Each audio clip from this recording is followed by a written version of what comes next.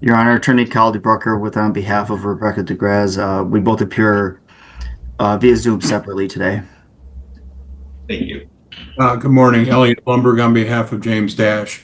Thank you. This is set for hearing today. Number one, we have the set for a status conference. Number two, Ms. DeGrasse, through her counsel, has filed an objection to an order that was entered by the referee back on July 1st. We've had a chance to review that objection along with Mr. Blumberg's response to that objection. And so typically, Mr. Breicher, what the court would do at this hearing, although I think we've got some threshold issues that we're going to need to address, would be to, I kind of treat these as a pretrial type hearing because this is my motion day, so I don't have evidentiary hearings scheduled for this date, but the court would set it for an evidentiary hearing at a later date with input from both sides as to the amount of time that we would need and how many witnesses and so forth. But my understanding, based on your response, Mr. Blumberg, is that it's your position that the court should not even allow a de novo hearing based on Ms. DeGrathe's failure to appear at the referee hearing. Is that a fair statement of your side? Yes, it is, Judge. Is there anything you wanted to say in support of that today? Well, not only, again, was this the first time Mr. Grez failed to appear for a hearing, she had filed an earlier objection on another referee ruling. We had a hearing scheduled before Your Honor. She failed to appear for that. She's been held in contempt now, I believe, 3 times. Referee legal recommended and imposed 3 days of jail for continued denial of parenting time. And I think the front of the court documents clearly establish right in the second page that failure to appear for a referee hearing, one loses their ability to file an objection. So I think given that history, the denial of this objection would be appropriate. All right, Mr. DeBreaker, what's your position on that? Well, Your Honor, first of all, my client simply tells me she didn't get the notice of the hearing. Your Honor, we filed specific objections and requested the de novo judicial hearing, and although that right does exist, regardless of whether she appeared before the referee on that hearing, like I said, she simply says that she didn't get the notice, and therefore had no opportunity to testify, cross-examine, all those good things. And following what appears to be an hour of testimony from defendant alone, the recommendation, which has interim effect, completely altered the ECC, including the sole legal and primary physical custody aspects of this case. It permitted relocation, substantially reduced my client's time, and of course imposed a three-day jail sentence. We acknowledge, any prior contempt history does not eliminate her right to have present allegations heard by the court, nor should incarceration be enforced before the court can, I suppose, independently review the contempt issue at the de novo hearing. My client is prepared to present evidence regarding the established custodial environment, domestic violence and safety allegations, and ultimately, Your Honor, this is not a simple parenting time motion. This is a complete change in custody and parenting time, where my client has all the parenting time. Now she's, I think, limited to about 3 weeks, other than holiday time. So, Your Honor, I mean, my client does acknowledge that my client acknowledges that was a very important hearing, and she acknowledges that she would have liked to be present. However, she just states that she simply didn't get the notice. All right, I have a couple questions. What's the status of the custody of the child now? Because that's not clear to me based on the filings. Judge, Your Honor, I'm sorry, who are you directing that to? Sorry, I should have said that, Mr. Blumberg. Judge, based on the referee's ruling, custody has been physically changed to my client. There is also a felony parental kidnapping charge against Mr. Grez that's pending. When the law enforcement went to enforce referee legal's, in fact, your order, she took off with the minor child and fled. She was finally found and arrested. So physical custody resides with my client. Your Honor, I would disagree with that classification. My client did not flee simply because she wasn't home at the time the order was supposed to be enforced. But Dad does have the child. Where is the Are you saying charges have been authorized, Mr. Blumberg, and in what jurisdiction here in Otsego County or somewhere else? I think it's Otsego, but it may well be Oscoda County, as Mr. Grez was residing in Oscoda County. But as I give more thought to it, I think it's out of Otsego County. You're right. I do believe it's Oscoda, if I'm not mistaken. Okay. Mr. DeBreaker, has your client been arraigned on those charges yet? I believe she has. She is released on bond currently. Are there any bond conditions that deal with her ability to have contact with the child? Your Honor, I believe she just was released on Friday. I don't have that information regarding bond conditions currently. Well, I mean, I guess I'm going to assume in a case where that's the charge, there's going to be a bond condition prohibiting your client from having contact, I would think. Okay. I'm going to ask counsel to just remain here connected for a minute. I just want to see if I could get some more information on the bond conditions from either Oscoda or Otsego County. I'm not going to take a lot of time because I do have to go forward with the docket. But if everyone could just remain on the line, I'm going to put you all back in the waiting room, and it'll just be a couple minutes.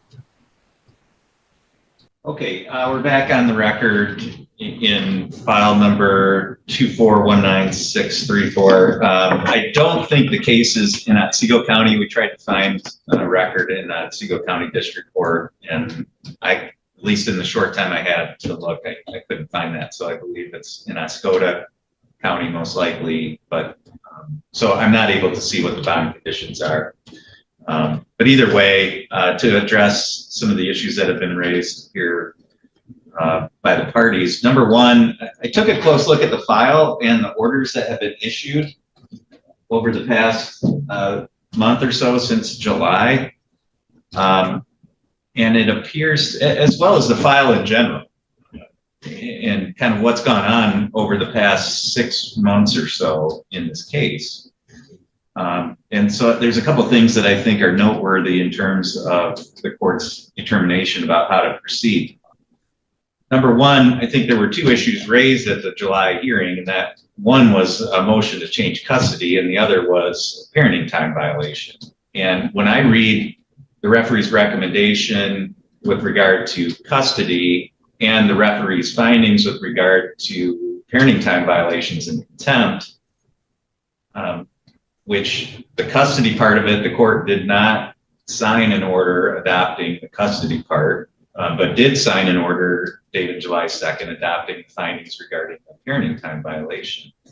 And so the language regarding interim effect, in my view, and my reading by the referee, all refer to the penalties, for lack of a better term, for the parenting time violations. In other words, that the defendant would get custody for the remainder of the summer as a make-up parenting time thing, and that was given interim effect.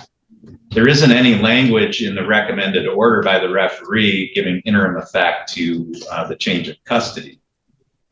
I don't know that as we go forward here that's a difference or a distinction that makes a difference, but I think it's important to point that out. So, you know, when the court looks at Mr. Grez's objection based on the interim effect, number one, looking at MCR 3.215 G3, which was cited, does indicate that the court can't give interim effect to changes in custody by administrative order. In other words, the court can't issue a blanket order that any of those things are just automatically given interim effect. It doesn't say that the court can't, on a case-by-case basis, give interim effect to changes in custody. So to the extent that the remedy for the parenting time violation, in other words, giving the defendant parenting time for the remainder of the summer of 2026, to the extent that that does result in a change of custody, the court finds that there isn't any violation of the court rule or anything that would prohibit that from having interim effect, because it's not resulting from a blanket administrative order by the court, but rather individualized finding, in this case, based on the referee's recommendation and findings, that was an appropriate remedy. So the court finds that there isn't anything procedurally improper about giving interim effect to that portion of the order as objected to. So I'm denying that objection for purposes of the record. Then the issue is the defendant's argument regarding whether or not the plaintiff is entitled to a de novo hearing at all. I appreciate, Mr. DeBrey here, yours and your client's position that she didn't receive notice. The file reflects that she was provided notice at her last known address. If she has not updated that with friend of the court or with the court clerk, then that's something that's, on her end. The objection references some kind of health issue along with not receiving notice. So I don't have any documentation supporting that there was some kind of health issue that would have prevented her from attending that hearing. I also think that, to me, suggests that, when you have two kind of excuses for not making a hearing that are mutually exclusive, in other words, she either didn't know about it or she couldn't attend because she had a health issue. It can't be kind of both of those at the same time, or, it's hard to argue those two things as alternate theories for her failure to appear. So I find that troubling. I'm not sure that I find Ms. DeGra's failure to appear for that hearing to be for a good cause based on either a health condition, which I have no documentation of, or that she didn't receive notice when there's no indication in the court file that her notice was returned to the court as undeliverable or something like that. And, kind of making those two excuses at the same time, to me, undermines the credibility of any excusable failure to appear for that hearing. I also have to take note of what's gone on prior to that, which is multiple failures by Ms. DeGrasse to appear. She filed an objection to a previous order by the referee. The court set that for hearing on February 2nd of 2026. She failed to appear for that hearing. The court reset it for March 2nd of 2026. She failed to appear for that hearing. And those were, again, not things that the court was ordering her to appear for. Those were dates the court set at her request. It appears to me that there was a hearing set in front of the referee or held in front of the referee on May 27th of 2026, where the scheduling was set for the July 1st hearing. The referee's order there seems to indicate she didn't appear for that hearing either. So it just refers to the defendant and the defendant's attorney appearing for that. Also, there were requirements put in place, not only that she appear for the July 1st hearing, but to exchange witness lists and comply with other procedural requirements, which the defendant did. And along with not appearing for that hearing, the plaintiff did not either. So I guess if she didn't have notice, I guess that would excuse that. But if it was based on a health issue, there's no reason why she couldn't have or wouldn't have submitted those kind of things prior to the hearing in preparation for that hearing. And then if she couldn't attend because of some last minute health emergency, again, those things just it's not all adding up. And all of that on top of the fact that the purpose of a de novo hearing and the right to a de novo hearing is where both sides appear, they present evidence in front of the referee. The referee makes factual findings, and one side or the other doesn't agree with those findings and wants a judge to make a determination based on that. I don't think in a circumstance like we have here, where the defendant has appeared all along for every hearing, was ready to go with witnesses, had supplied witness and exhibit lists in advance of that hearing on July 1st, was there ready to present evidence and did present evidence. And where the plaintiff has a history of non-appearing for hearings, doesn't appear for that hearing, and essentially allows the plaintiff to skip the entire referee process, to me is not the purpose of the right to de novo hearing. And so if this was a situation where that was the only hearing that the plaintiff missed and she had otherwise complied, I think there would be room for a finding of good cause, and either to refer it back to the referee for a hearing or to have a de novo hearing in front of the court. But again, this is more than just that. I think there are multiple factors here. And then that's to say nothing of Ms. DeGrath's failure to comply with the court orders and to be currently charged with parental kidnapping on top of all of those other things. So all of that taken together, again, the court provides a basis for the court to find that she's waived any right at this point.